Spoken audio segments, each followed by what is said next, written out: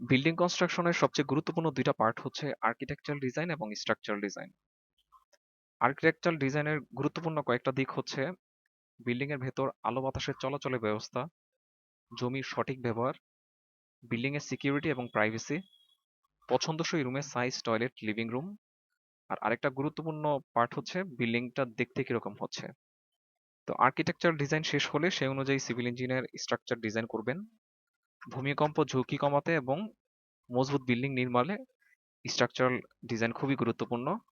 Structural ডিজাইনটা হচ্ছে কি পরিমাণ রড লাগবে, রডগুলো কোথায় কিভাবে বসবে, ফর্মা কিরকম হবে, আমার কংক্রিটটা কিরকম হবে। অনেক সময় দেখা যায় যে বাজারের অনেক নামি দামি ব্র্যান্ডের সিমেন্ট এবং রড ব্যবহার করা হয়, কিন্তু এগুলো তো সরাসরি বিল্ডিং এ ব্যবহার করা যায় না।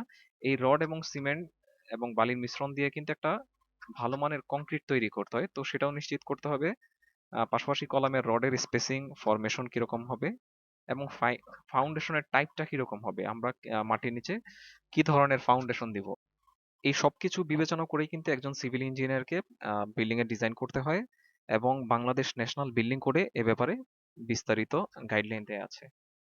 তো আজকে আমরা যে প্রজেক্টটা নিয়ে কথা বলবো, এটা 2.7 কাঠার উপর নির্মিত, মাঝখানে সিঁড়ি দিয়ে দুই পাশে দুইটা ইউনিট। তো এই বিল্ডিংটাতে তিনটা বেড পাওয়া গেছে, আর ড্রয়িং ডাইনিং, দুইটা ওয়াশরুম এবং দুইটা বারান্দা দিয়ে আমরা সাজিয়েছি। তো চলেন এখন আমরা প্ল্যানটা দেখি কিরকম দাঁড়িয়েছে আমাদের প্রজেক্টের প্ল্যান। আমাদের এই প্রজেক্টের ল্যান্ডের পরিমাণ হচ্ছে 2.7 কাঠা। যদি মেজারমেন্ট গুলো দেখেন, এটা হচ্ছে রোড সাইড এবং আহ, প্রস্থের দিক দিয়ে হচ্ছে আমাদের রোড সাইডের দিকে আমাদের এলিভেশন। একদিকে প্রস্থ হচ্ছে 24 ফিট 7 এবং অন্যদিকে প্রস্থ হচ্ছে 23 ফিট 2। লম্বার দিক দিয়ে 1 ফিটে একদিকে পাওয়া গিয়েছে 75 ফিট 9 এবং অন্যদিকে 73 ফিট 3। পুরোটা ক্যালকুলেশন করলে 2.7 কাটা আসে। তো আমরা এই প্রজেক্টে জমির একেবারে মাঝ বরাবর আমরা সিঁড়ির ব্যবস্থা করেছি। সিঁড়িটা পাশে 7 ফিট এবং দুই পাশে দুইটা ইউনিট। তো রোড সাইডে দিয়ে যে ইউনিটটা সেটা আমরা প্রথমে দেখি। সিঁড়ি দিয়ে এখানে উঠে দোতলা থেকে, নিচতলাটা খালি থাকবে পুরোটাই। দোতলা থেকে এই পাশ দিয়ে ঢোকার পরেই ড্রয়িং, ড্রয়িং ড্রয়িং পার হয়ে ডাইনিং। ড্রয়িং এর লম্বায় ড্রয়িং এবং ডাইনিংটা হচ্ছে 17.5 ফিট এবং পাশে হচ্ছে 9 ফিট। ড্রয়িং ডাইনিং, এখানে বেডের সংখ্যা হচ্ছে তিনটা।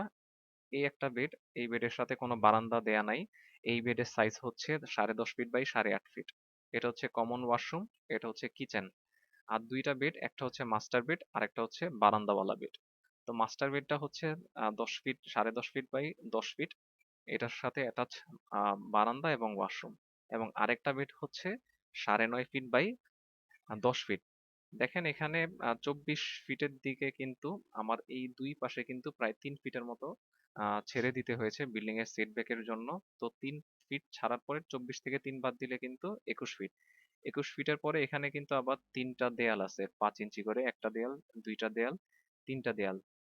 তিনটা দেয়ালের জন্য কিন্তু আবার জায়গা ছেড়ে দিয়ে কিন্তু আমার একেবারে ওয়াইডটা কিন্তু কম। তারপরে আমরা কিন্তু এই কম ওয়াইডের দিক দিয়ে দুইটা বেড কিন্তু রাস্তার দিক দিয়ে আমরা দিয়ে দিয়েছি। তো সিঁড়ির অপর পাশে সেম ফেসিলিটি, ড্রয়িং ডাইনিং, তিনটা বেড, এই একটা বেড, এই আরেকটা বেড, এই আরেকটা বেড।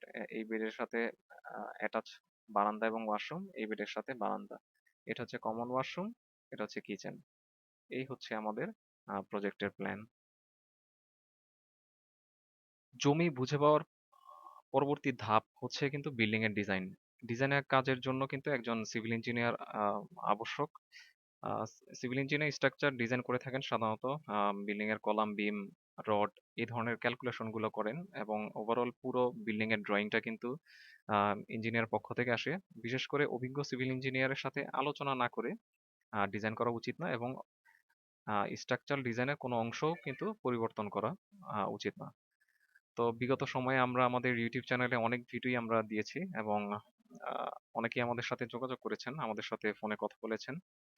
তো অনেকেই যারা শুনছেন অনেকদিন ধরে আমাদের ইউটিউব চ্যানেল, তো সাবস্ক্রাইব করে পাশে থাকবেন। আমরা নতুন নতুন তথ্যবহুল ভিডিও দেওয়ার চেষ্টা করব ভবিষ্যতে।